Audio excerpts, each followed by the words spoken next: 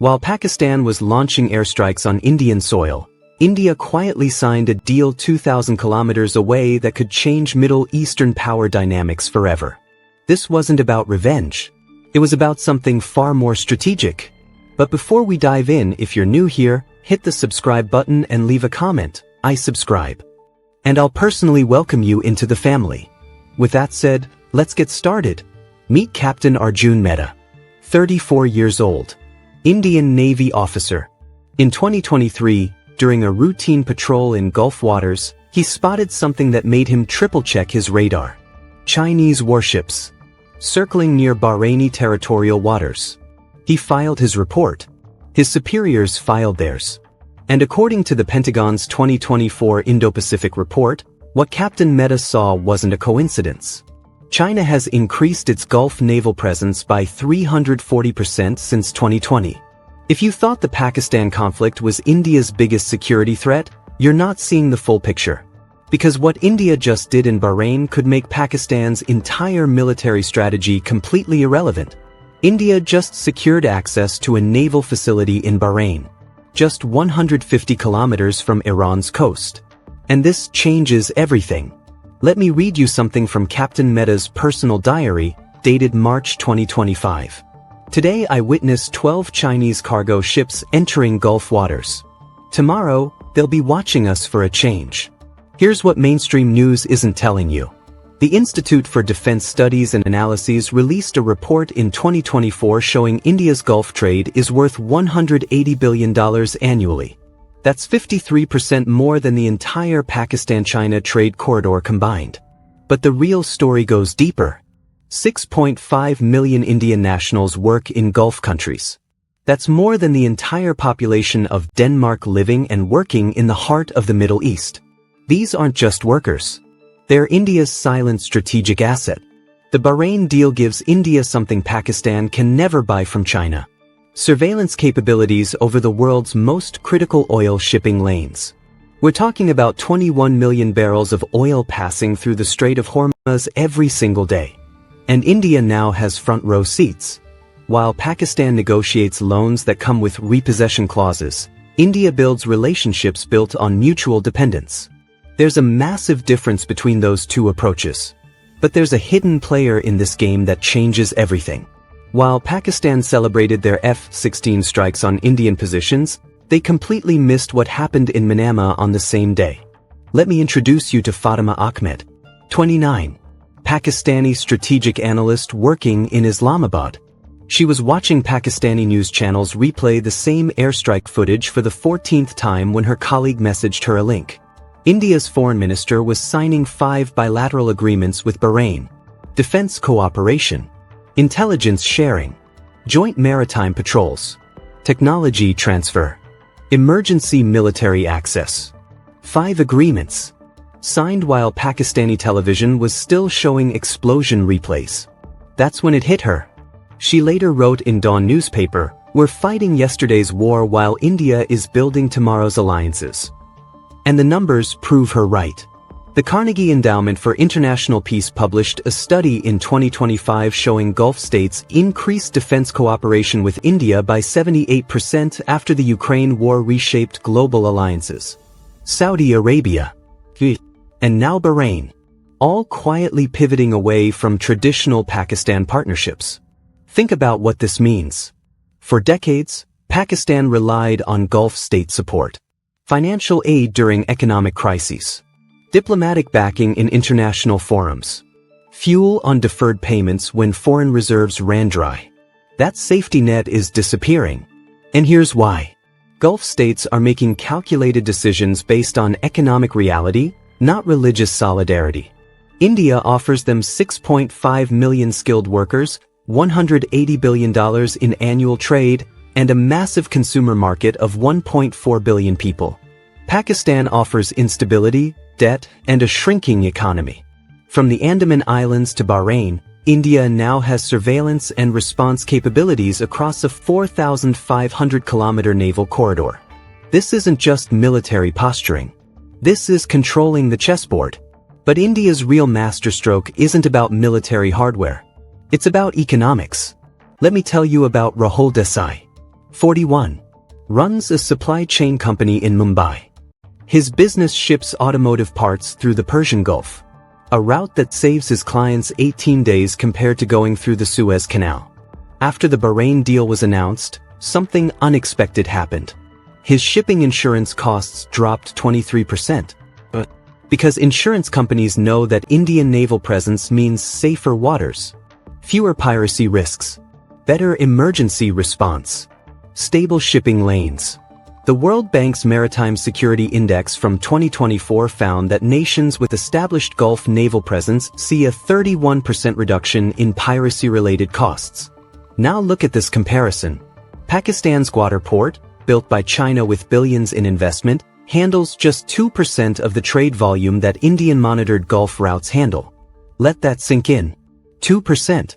Pakistan spent $62 billion on China's CPC infrastructure. India just secured Gulf access for a fraction of that cost, and it's already generating 10 times the strategic value. Western media is calling this India's soft power. That's wrong. This is hard economics disguised as diplomacy. And here's the alternative reality nobody wants to discuss. If Pakistan had made these moves 10 years ago instead of going all in with China, the entire subcontinent's power balance would look completely different today. But Pakistan made a choice. They chose debt-based infrastructure over relationship-based influence. They chose military hardware over economic integration. They chose Beijing over Bahrain. And now they're watching the consequences unfold in real time. But there's one risk India is taking that could backfire catastrophically. There's one country watching this Bahrain deal with absolute fury: Iran. Commander Yasmin Qureshi, 38. Retired Indian Naval Intelligence Officer. In 2023, she gave a classified briefing that's now partially declassified. Her warning? Iran sees India-Bahrain cooperation as a direct threat to their regional influence. She recommended something almost impossible: maintain strong relations with Iran while building Bahrain ties. Walking a diplomatic tightrope between two countries that view each other as existential threats. The Brookings Institution's 2025 Middle East Security Report documented something alarming. Iran increased Revolutionary Guard naval drills by 156% in waters near Bahrain after India's announcement. Here's India's dilemma. If they choose Bahrain over Iran, the Chabahar port project, India's $500 million investment in Iranian infrastructure, becomes worthless overnight. India spent years developing Chabahar. It's their gateway to Afghanistan and Central Asia. It's their answer to Pakistan's Gwadar. Losing it would be a massive strategic setback. But here's what makes India's position unique. Unlike Pakistan, which went all in with China and alienated everyone else, India is simultaneously courting Iran, Israel, Saudi Arabia, and the UAE. Those are countries that consider each other enemies, sworn rivals. Yet they all trust India as a neutral player. How is that possible? India buys oil from Iran despite American sanctions. India maintains defense partnerships with Israel despite Muslim-majority population concerns. India cooperates with Saudi Arabia despite their Iran rivalry. India works with UAE despite their different regional interests. Oxford Analytica published research in 2024 concluding that India is the only major power maintaining functional diplomatic and economic relations with all Middle Eastern rivals simultaneously. That's not luck. That's decades of careful diplomacy. Never taking sides completely. Always being valuable to everyone. Never becoming dependent on anyone. Pakistan chose the opposite path. They became entirely dependent on China. They alienated the United States. They lost Gulf state confidence. They isolated themselves diplomatically. And now they're trapped. But India has a secret weapon Pakistan can never replicate. India's strongest weapon in the Gulf isn't missiles or money. It's people. Priya Nair, 33. Nurse from Kerala working in a hospital in Manama. Every month, she sends $800 back to her family in India. She's one of 6.5 million Indians forming the essential workforce that keeps Gulf economies functioning. During COVID-19, something revealing happened. Gulf states repatriated thousands of Chinese construction workers. They sent home many Pakistani laborers. But Indian expats? They were protected, kept working, considered essential personnel. Because Gulf states realized they couldn't function without Indian workers. The International Labour Organization's 2024 report shows Indian migrants contributed $51 billion annually to Gulf economies. Pakistani workers contributed $3.2 billion. But it's not just about money. It's about which sectors Indians dominate. 42% of Bahrain's healthcare workers are Indian. If India decided to withdraw them tomorrow, Bahrain's hospitals would collapse within 72 hours. Patients would go untreated. Surgeries would be cancelled. ICUs would shut down. 37% of UAE's banking sector employees are Indian. 29% of Saudi Arabia's IT professionals are Indian. 48% of Oman's education sector teachers are Indian. When you're feeding, healing, teaching, and building a nation, you don't need a military base to have influence. You are the influence. Here's a controversial take, but let's be honest about it. Pakistan's strategy has been sending militants across borders for decades. India sends nurses, engineers, and teachers. Guess which approach buys permanent influence in the 21st century? Pakistan built their strategy on hard power and proxy conflicts. India built theirs on becoming irreplaceable to the daily functioning of entire nations. You can sanction a country. You can cut military ties. You can reduce trade. But you can't suddenly replace 42% of your healthcare system or 37% of your banking workforce. That's the power of integration over intimidation. But here's the twist nobody expected. Not even India. While everyone's watching India versus Pakistan like it's the main event, China is playing a completely different game. Li Wei. Not his real name. 45 years old. Former Chinese Belt and Road Initiative analyst who defected to Taiwan in 2024. His revelation sent shockwaves through intelligence communities. He said Beijing quietly encouraged the India-Pakistan conflict escalation. Because every day those two fight, the world stops watching China sign oil deals, build ports, and loan billions to Gulf states. The Center for Strategic and International Studies released a report in 2025. During the February India-Pakistan military escalation, China secured $420 billion in new Gulf energy contracts. Think about that number. $420 billion. While India and Pakistan fired missiles at each other, China was signing deals that will control Gulf energy supplies for the next 3 decades. It's like two neighbors arguing over a fence while a third party quietly buys the entire neighborhood around them. Look at China's string of pearls strategy. Gwadar Port in Pakistan. Hambantota Port in Sri Lanka. Djibouti military base in Africa. And now they're positioning for influence in Bahrain and other Gulf states. Chinese state-owned companies now control 27% of Gulf logistics infrastructure. That's triple their 2020 footprint. They're operating ports, building refineries, constructing railways, and financing entire industrial zones. Here's what most analysts are missing. The Bahrain deal isn't primarily anti-Pakistan. It's anti-China. Pakistan just happens to be standing in the way. Bruce Riedel, former CIA analyst, said in 2024, India-Bahrain cooperation represents the first real structural obstacle to China's Middle East domination strategy. China's plan was simple. Use Pakistan to keep India distracted on the subcontinent. While India focuses on Kashmir and border tensions, China expands into the Gulf unchallenged. But India just broke that pattern. They're now fighting Pakistan and expanding Gulf presence simultaneously. That wasn't supposed to be possible. And this creates a dangerous new scenario. What if China offers Pakistan nuclear submarine technology to match India's new Gulf presence? This isn't speculation. This is the nightmare scenario keeping Indian defense planners awake at night. Imagine 2026. A Pakistani nuclear submarine, built with Chinese technology, Chinese training, Chinese intelligence sharing, is patrolling the same Bahrain waters India just secured access to. The RAND Corporation ran wargame simulations in 2024.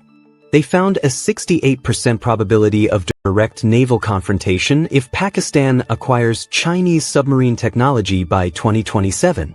And it's not far-fetched. China already gave Pakistan JF-17 fighter jets. They provided drone technology. They're sharing satellite reconnaissance data. Why not submarines? A Chinese-built Pakistani submarine in the Gulf would change everything. It would challenge India's surveillance capabilities. It would threaten shipping lanes. It would give Pakistan power projection abilities they've never had. But here's the reality check most defense experts won't give you. Pakistan's economy is too unstable to support advanced naval technology. Their current naval fleet operates at 42% readiness. India's operates at 67%. What does 42% readiness mean? It means more than half of Pakistan's naval vessels are either under repair, lacking spare parts, or unable to deploy due to maintenance issues. Operating a nuclear submarine isn't like driving a car.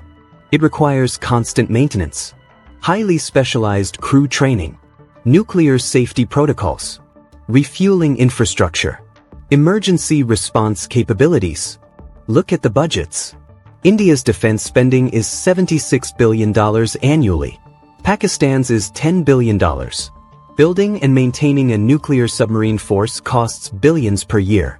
China would have to literally gift Pakistan an entire submarine force, then pay for its maintenance, crew training, and operational costs forever.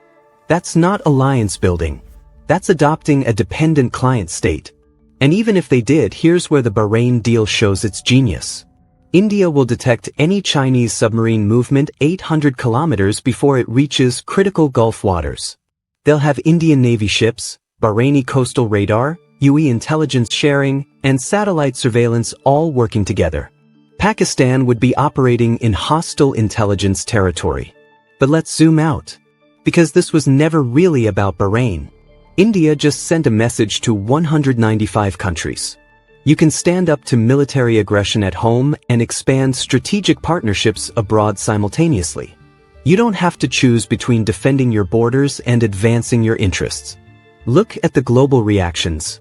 Pentagon briefings praised India's mature strategic thinking. EU diplomats called it multi-alignment done right.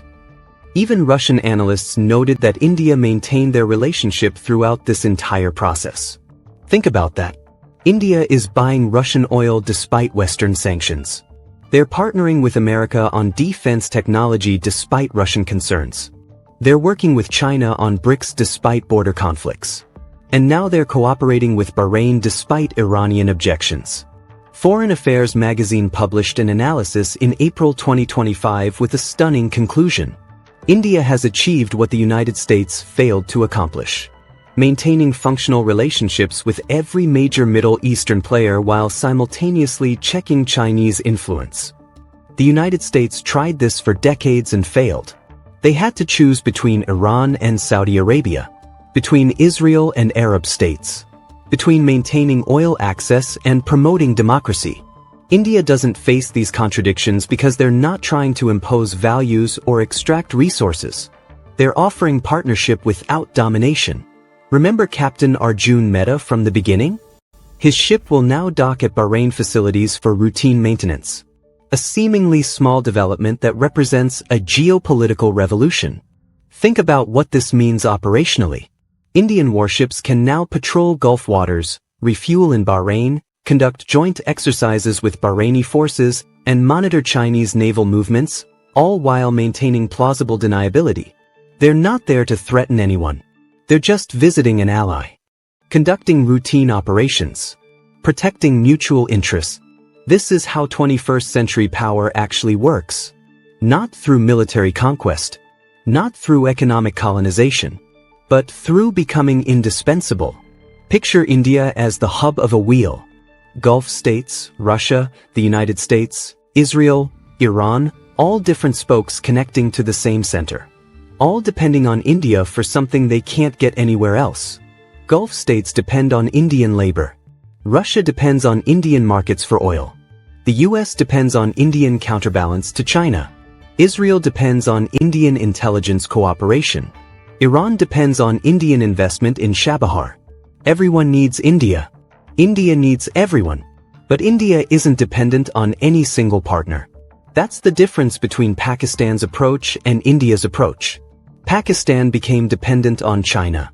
All their eggs in one basket. Now they can't make a single strategic move without Beijing's approval. Their ports are Chinese-operated. Their power plants are Chinese-built. Their fighter jets are Chinese-made. What happens if China decides Pakistani interests don't align with Chinese interests? Pakistan has no alternatives. India deliberately avoided that trap. They maintained strategic autonomy. Multiple partnerships. No single dependency. So here's the question no one's asking but everyone should be. Was Pakistan's attack on India actually a strategic gift? Think about it. Did the military escalation give India the international justification to accelerate Gulf partnerships that would have taken years to negotiate through normal diplomatic channels? Before the Pakistan strikes, India couldn't move this aggressively in Bahrain without raising regional concerns. But after being attacked, after showing restraint, after demonstrating measured response, India could approach Gulf states and say, "We need stronger security partnerships." And Gulf states, watching the conflict, realized India is a stable partner under pressure. They don't overreact. They don't collapse. They defend themselves and simultaneously expand their strategic position. That's exactly the kind of partner Gulf states want. Could Pakistan have unintentionally triggered the very alliance structure that will contain China's regional expansion for the next 50 years? Look at the timeline. Pakistan attacks in February. India-Bahrain deal signed in March. India joint naval exercises announced in April. India-Saudi Arabia defense cooperation upgraded in May. Pakistan's aggression accelerated India's Gulf integration by at least 5 years. The question is, did Pakistan realize what they were doing? Or were they so focused on tactical military strikes that they missed the strategic chessboard? Drop your theory in the comments. Did Pakistan just lose the next half-century of South Asian geopolitics in 1 week of military strikes? Or is there a countermove brewing that we're not seeing yet? And if you're watching from Pakistan, tell us honestly, did your media even cover the Bahrain deal? Or just the airstrike footage on loop? Because sometimes the war you think you're winning is covering up the war you've already lost. India just proved something crucial. In the 21st century, military strikes make headlines for a week. Strategic partnerships change the game for decades. Pakistan won the news cycle. India won the next 50 years. Turn on notifications. The next move in this geopolitical chess game could happen tonight.